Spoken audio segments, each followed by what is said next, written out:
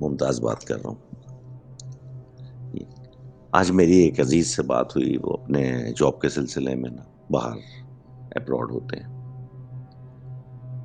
तो अपने एक कलीग के साथ उन्होंने एक फ्लैट रेंट पे लिया है, जो 6 मंथ एग्रीमेंट की है। लास्ट दिसंबर की एक सर्द रात थी।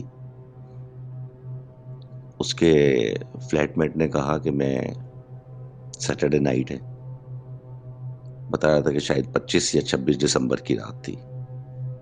ये किस्सा जो है अभी यानी कि तकरीबन 1 महीना पुराना है। कहने लगा मेरा फ्लैटमेट जो है वो अपने दोस्तों के साथ मीटअप पे चला गया, ये कह कर के मैं रात वहीं पर स्पेंड करूँगा। मैंने उसके जाने के बाद अकेला था फ्लैट पे अपने रूम में, लैपटॉप पे एक मूवी लगा ली और लैपटॉप जो है वो चेयर पे रख लिया और चेयर अपने बेड के करीब कर ली कि मूवी देखता रहूँगा, उसके बाद जब नींद आएगी तो सो जाऊँगा लैपटॉप बंद करके।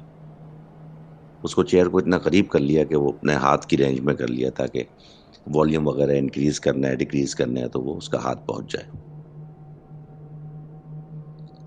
अभी तकरीबन कोई 40-50 मिनट की मूवी बताता है, वही थी। तो मुझे लगा मुझे ऐसा एहसास हुआ कि जैसे कमरे में मेरे अलावा भी कोई मूवी देख रहा है या मौजूद हो। मैंने इग्नोर किया, मैंने कहा कौन हो सकता है? जो मेरा वो साथी था वो तो गया हुआ है अपने दोस्तों के साथ और तो कोई है नहीं इधर। तो मैं देखता रहा, मूवी देखता रहा।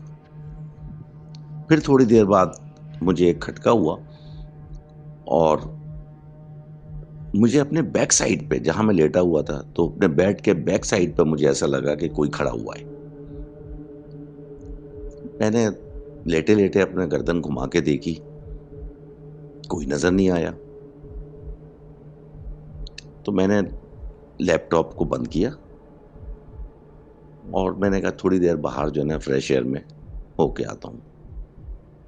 जब मैंने लैपटॉप को बंद किया और मैं बाहर गया, 5-10 मिनट लगे होंगे, तो किसी चीज़ के गिरने की आवाज़ आई। मैं वापस अपने रूम की तरफ आया, देखा तो जो चेयर थी, वो नीचे गिरी हुई थी। अजीब मुझे तशवीश हुई कि ये चेयर तो बिल्कुल ऐसी जगह पर रखी हुई थी कि ये नीचे गिर ही नहीं सकती, सिवाय इसके कि कोई इसको गिराना ना चाहे खुद से। बहरहाल मैंने उस चेयर को उठा के एक जगह पर रख दिया जहाँ पर वो रखी हुई थी और लैपटॉप उठा के अपने बेड पे रख दिया। थोड़ी देर बाद फिर मैं बाहर चला गया, चक्कर लगा कर आया, तो मैंने कहा अब मैं सो जाता हूँ। तो बेड पे लेटने से पहले मैंने कहा चेयर को थोड़ा-सा पुश करके और अपनी जगह पर कर दूँ ताकि मुझे बेड पे जाने की जगह मिल जाए।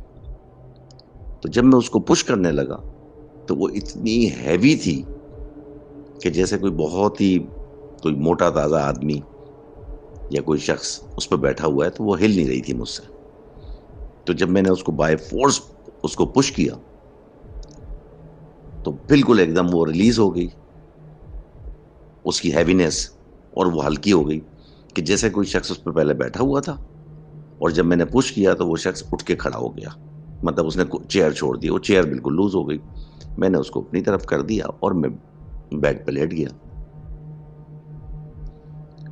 जब मैं बेड पे लेट गया, तो थोड़ी देर बाद मुझे एक सरसराहट सी लगी कि जैसे कोई मतलब चीज़ हिल रही है अपनी जगह से। मैंने लेटे-लेटे ब्लैंकेट से आँखें खोल के देखा, सर निकाल के,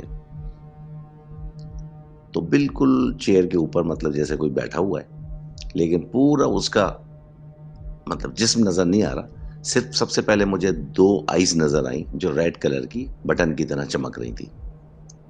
जब मैंने अपनी आँखों को हाथों से मला और उस पे गौर कर किया, तो पूरा एक ब्लैक शैडो था। एक ब्लैक शैडो मर्द, जो गंजा बाल उसके बिल्कुल नहीं थे, ब्लैक बिल्कुल हेड, और कलर उसका जो है ना बिल्कुल पेल हुआ हुआ था, जैसे खून इंसान के जिस्म से निकल जाता उस टाइप का।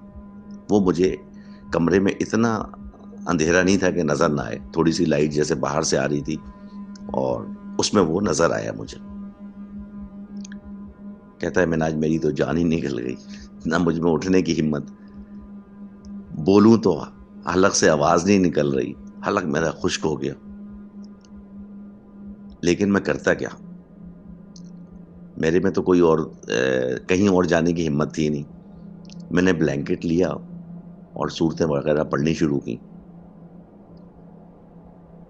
जब ज़ोर-ज़ोर से मैंने कलमा पढ़ा और कुछ आयत पढ़ी, तो थोड़ा-सा मुझे डर जो है वो रिलीज़ हुआ। लेकिन फिर मैंने हल्के से ब्लैंकेट उठा के देखा कि वो शख़्स अभी भी मौजूद है कमरे में या नहीं है। तो वो आइज़ मुझे नज़र नहीं आई, वो जिस्म मुझे नज़र नहीं आया कुर्सी के ऊपर। ख़ैर मैंने जैसी-तैसी वो रात गुज़ार दी। जब मैं सुबह उठा हूँ मिन्हाज, मुझे सोते में नहीं पता